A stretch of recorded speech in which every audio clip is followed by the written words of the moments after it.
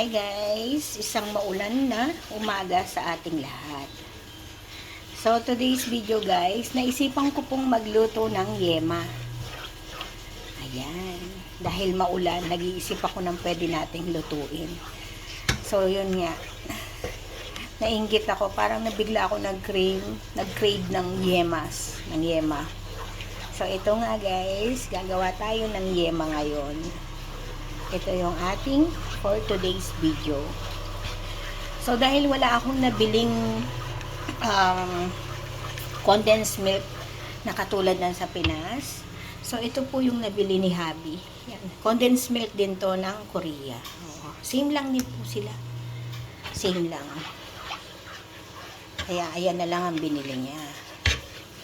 So ito guys, so bali naglagay lang ako ng konting 2 itlog and then 500 grams ng condensed milk, and then lalagyan ko lang siya ng butter. Yan, and then hayaan lang natin siya hanggang medyo mag lapot-lapot. Yan. So always keep stirring guys para hiiwas sunog siya.